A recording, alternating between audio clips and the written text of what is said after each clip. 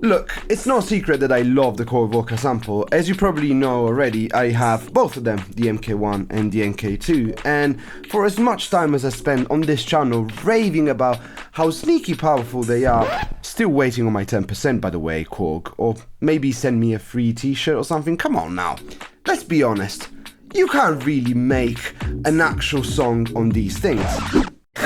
You're a fake bitch, bro. You have a video that's literally called Making a Full Song on the Korg Volca Sample 2 only, bro. Clickbait much, bro? What a fucking joke. Let me explain. I look at the Korg volca sample as an amazing sketchbook for your musical projects and ideas. You can have all of the components of a song, drums, bass, chords, melodies, and blah blah blah, and you can arrange them into patterns, and then you can arrange those patterns into songs. But however good that song might be, it's probably not a polished, finished product you can actually release straight away.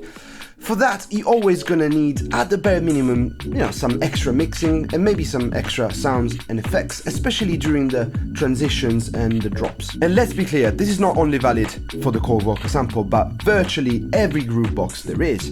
It certainly is for all the groove boxes that I own. The Digitac, for example, is almost 8 times the price of the Korg volca sample, but Electron still got out of their way to provide us with Overbridge, which is the software which allows us to record all of the 8 tracks separately in our DAW. Why?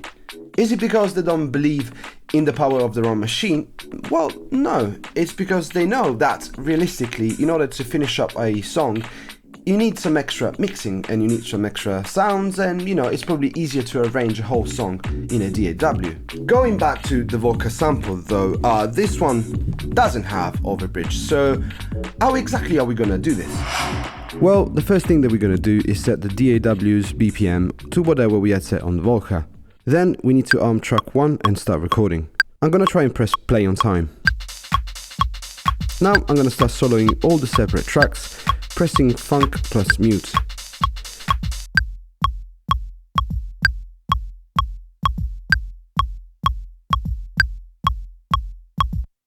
Notice how I'm recording a couple of bars even though this pattern is only 1 bar long. That's because I want to make sure that I have enough material to cut perfect loops. Also notice that using this particular method, all of our single tracks are in sync, at least relative to each other.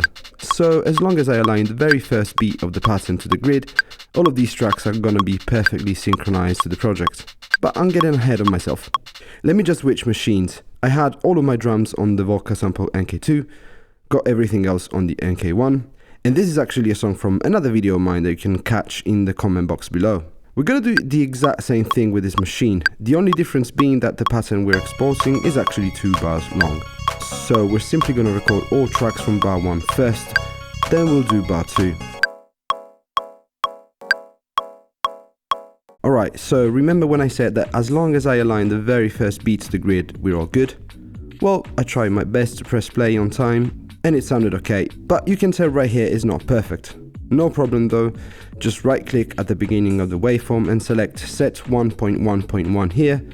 You can then crop your sample and voila, everything is perfectly synced.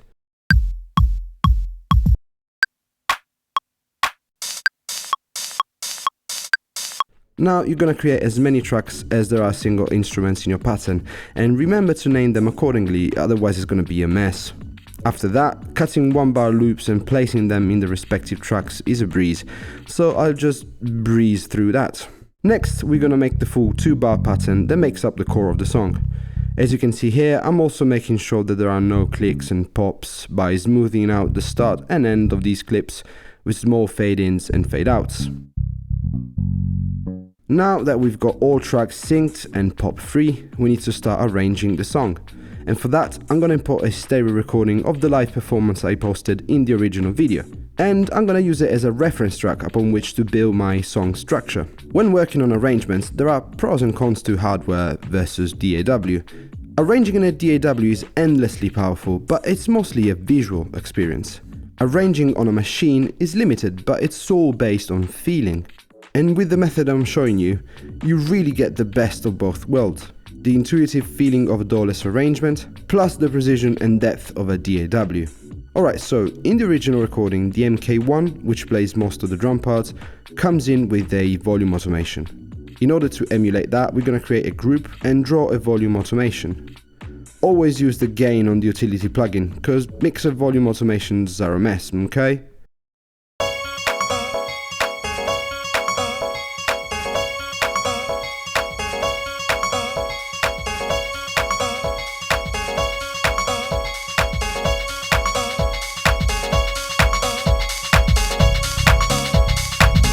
We're also going to add a low cut filter, just like the original song. But we're going to leave the drop as it is for now. Let's do some mixing, starting from the kick, which is the most important piece in a house track. Let's add some compression, EQ, and finish up with the excellent free plugin Kashmir Essential Kick. Moving on to the bass, I'll add some compression, sidechain compression using the kick, and EQ again. Pump that mother bass up is what I always say. I'm also going to make these claps a bit crisper with some subtle EQing. Let's start adding some eventide reverb.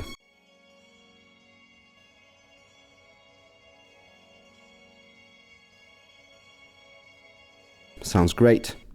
I'm gonna open up a second reverb return track and I'm gonna use the hybrid reverb here.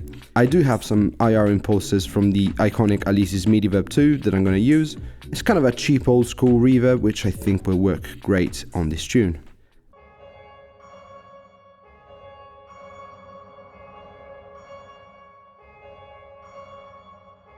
And to finish up on our space building exercise here, I'm gonna add the amazing 6 sample delay, which I use on pretty much every mix of mine, and did I mention it's free?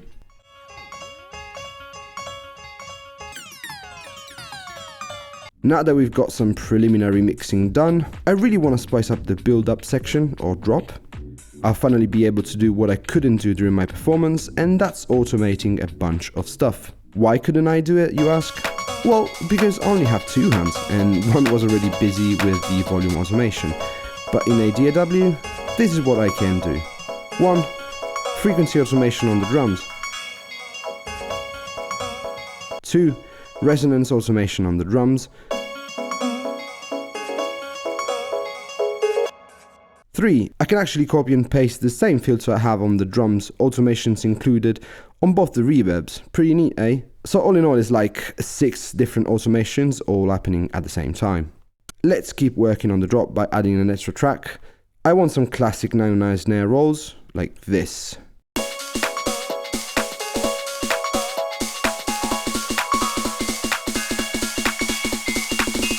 Cool.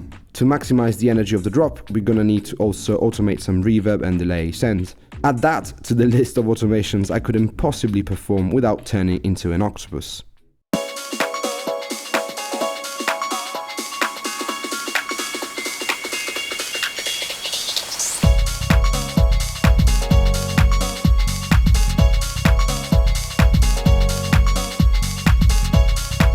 Great, now, in order to release all of this energy, we need some explosive sound, and usually it's crash cymbals or white noise, but that's a bit overplayed. So I'm gonna use a vocal sample instead. Gonna drench it in delay and reverb, and here we go.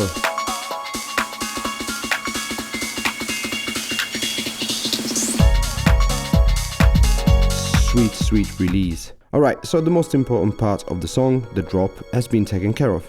One of the great things about working in a DAW is that I can add however many parts as I want to the tune, so of course, me being extra, I overdid it and made an entire atmospheric intro from scratch. I didn't include it in the video because, come on now, I'm being long-winded as it is, I don't want to lose the whole audience here. Anyway, that string sound that ties the intro to the song has a dip in volume at the end of every bar. And that's just because on the Volca, that sample loops at every bar, so I'm gonna replace it with the plugin and I'm gonna draw a ginormous gapless note that will sound throughout the whole song. After that, it's just a matter of finishing up the arrangements of all the clips, etc. and we're good. And I'm going to present you with the finished song in a second, but let me remind you again that this song was actually taken from another video of mine, and if you want to hear the difference pre and post mixing in a DAW, you can check the video in the top right hand corner right now, or in the description box below. Here we go.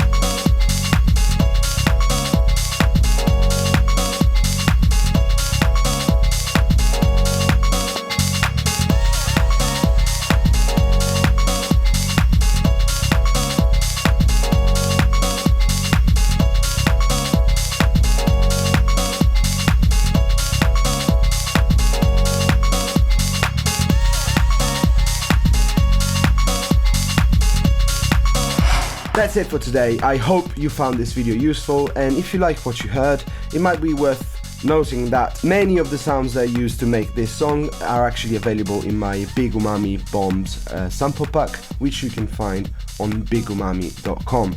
The sample pack is paid, but you can also find some free ones. Just go on bigumami.com, and thank you very much. Also, here's some more cool Volca sample related videos right here. Please like and subscribe. And yeah, I love you very much. Thank you for watching, and hopefully I'll see you very soon, yeah?